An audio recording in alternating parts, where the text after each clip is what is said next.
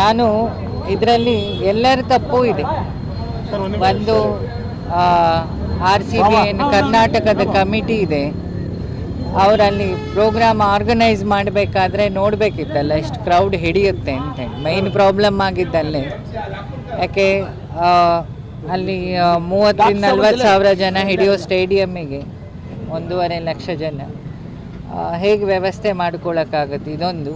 ಇನ್ನೊಂದು, ಕ್ರಿಕೆಟ್ ಫ್ಯಾನ್ಸಲ್ಲಿ ನನ್ನ ರಿಕ್ವೆಸ್ಟು, ನಮ್ಮದು ಏನೇ ಅಭಿಮಾನ ಇದ್ದರೂ ಅದು ಅತಿರೇಕಕ್ಕೆ ಹೋದರೆ ಅದು ಅಜ್ಞಾನ ಆಗುತ್ತೆ.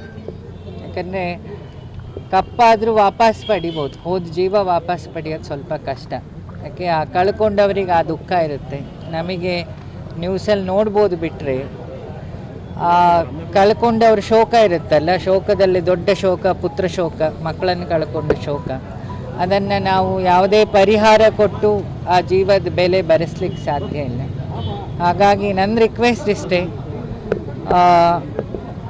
ಒಂದಿಷ್ಟು ನಮ್ಮ ಅಭಿಮಾನದಲ್ಲಿ ಮೆಚ್ಯೂರಿಟಿಯನ್ನು ಬೆಳೆಸ್ಕೊಳ್ಳೋ ಕೆಲಸ ಯೂಸ್ ಮಾಡಬೇಕು. ಇದೊಂದೇ ಪರ್ಮನೆಂಟ್ ಸೊಲ್ಯೂಷನ್.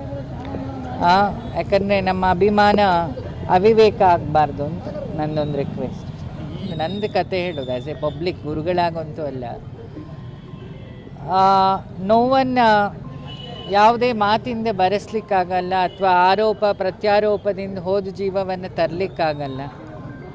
ನಾವೇನು ಎಲ್ಲೆಲ್ಲಿ ಸರಿ ಮಾಡಿಕೊಳ್ಬೇಕು ಅದು ಬೆಸ್ಟ್ ಸೊಲ್ಯೂಷನ್ ಅಂತ ಕಾಣುತ್ತೆ. ಯಾಕೆ ಪ್ರತಿ ಹೆಜ್ಜೆನೂ ನಮಗೆ ಬೆಳವಣಿಗೆಗೆ ಕಾರಣ ಆಗಿರಬೇಕು.